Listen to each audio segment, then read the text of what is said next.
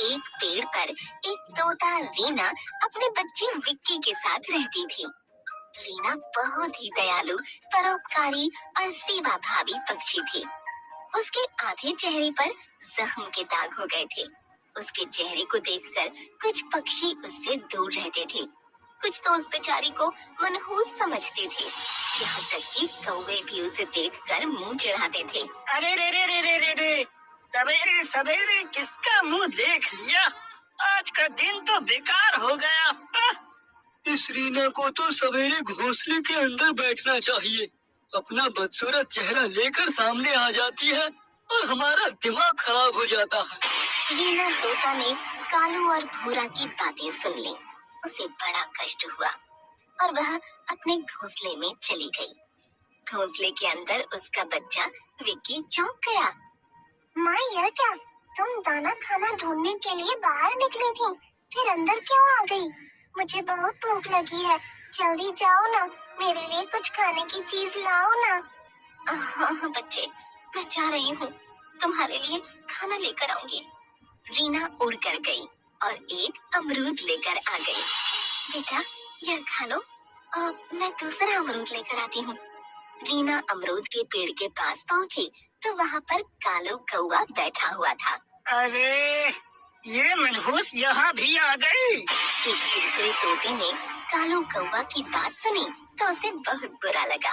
कालू मुन्ना, एक समय था जब तुम्हारी माँ दुनिया छोड़कर चली गई, तो रीना तोता ने ही तुम्हें खिला पिलाकर पाला।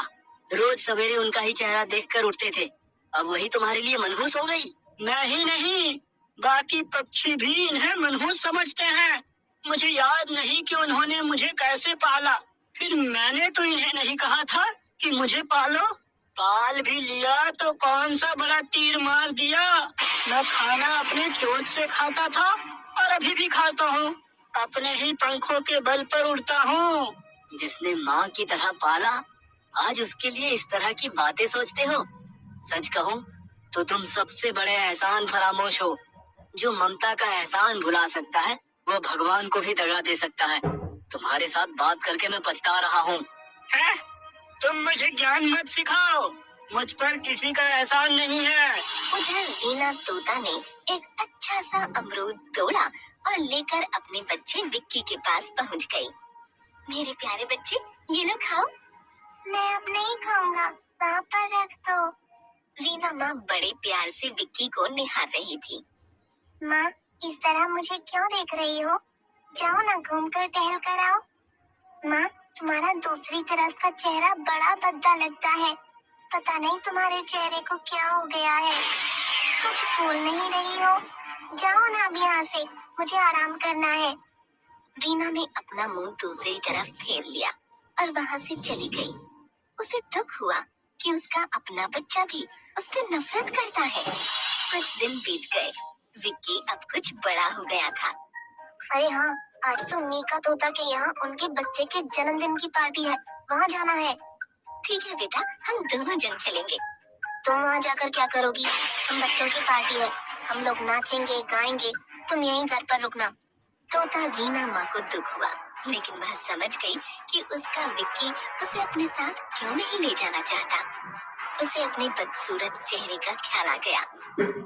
ठीक है बेटा, तुम अकेले ही चले जाना। सही कह रहे हो, मेरा वहाँ भला क्या काम। कुछ देर बाद विक्की के कुछ दोस्त तोता आ गए। बेटा, अपने दोस्तों को अंदर बुला लो, इसके बाद तुम लोग साथ में जन्मदिन की पार्टी में चले जाना। माँ, तुम थोड़ी देर के लिए बाहर चली जाओ, मैं अपने दोस्तों के साथ चला जाऊंगा, फिर आ जाना। रीना माँ चुपचाप बाहर चली गई। वह जान गई कि उसके भद्दे चेहरे के कारण उसका बेटा अपने दोस्तों के सामने उसकी मौजूदगी पसंद नहीं कर रहा है। अरे यार विक्की, तुमने माँ को बाहर क्यों भेज दिया? कोई ऐसा करता है क्या? दोस्त, याद रखना, माँ से बड़ा रिश्ता दुनिया में कोई होता नहीं है। माँ भगवान का ही रूप होती है। तुम्हारी माँ तो देवी स्वरूप है। मुझे याद है, हम लोग छोटे थे, मेरी माँ दाना खाने लाने कहीं गई हुई थी। तेज तूफान और बरसात होने के कारण उन्हें आने में बहुत देर हो गई थी। हमें बहुत भूख लगी थी।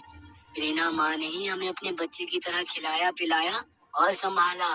क्या करूं दोस्त, मेरी माँ के चेहरे का एक दाग बहुत डरावना लगता है। मैं स्वयं भी उसके चेहरे के बदसूरत भाग को देखना नहीं चाहता। बहुत से पक्षी माँ को मनहूस कहते हैं। विक्की, तुम बहुत बड़े पागल हो। अपनी माँ को बदसूरत कहकर तुम महापाप कर रहे हो। जो दुनिया में सबसे मूल्यवान, अच्छी और खूबसूरत होती है ना, उसे ही माँ कहते हैं। भगवान ने भी माँ का बहुत सुंदर वर्णन किया है। जिस माँ के चेहरे के लिए तुम ऐसी बात सोचते हो, क्या उसकी सच्चाई जानते हो? क्या है सच्चाई? जब तुम बहुत छोटे थे, तब एक बार जंगल में आग लग गई। पेड़ के ऊपर की डाली टूटकर नीचे तुम्हारे घोंसले पर आ रही थी। तुम्हें बचाने के लिए रीना माँ ने तुम्हें हटा दिया और जलती डाली ने उनके चेहरे को बुरी तरह घायल कर दिया। रीना माँ तुम्हें सुरक्षित देखकर अपना दर्द भूल गई। चेहरे के उस भाग पर दाग बन गया। तुम इस बात के लिए अपने आप को दोष ना दो, इसलिए माँ ने तुम्हें ये बात कभी नहीं बताई। सच कहा दोस्त, मैं महापापी हूँ। जिस माँ ने मुझे पाला पोसा और बचाया, उनसे ही मैं घृणा करता रहा। मैं माफी के काबिल भी नहीं हूँ। क्या माँ मुझे माफ कर देगी? दोस्त, माँ का दिल सागर से भी विशाल होता है। वो अपने औलाद की हर गलती माफ कर देती है। अभी जाओ, माँ के पैर छूकर माफी मांग लो। विक्की तेजी से उड़कर माँ रीना के पास पहुंच गया। माँ, मुझे क्षमा कर दो। मैंने तुम्हें पहचानने में बड़ी भूल कर दी। मैंने तुम्हें बहुत दुख पहुँचाया है। तुम्हारी सच्ची खूबसूरती के आगे दुनिया की हर चीज बेमानी है। मेरे प्यारे बेटे, मैं तुझसे नाराज नहीं हूँ। आजा बेटा, तुझे प्यार से गले लगाने को बहुत जी चाहता है। माँ ने अपने बेटे विक्की को अपने पास ले लिया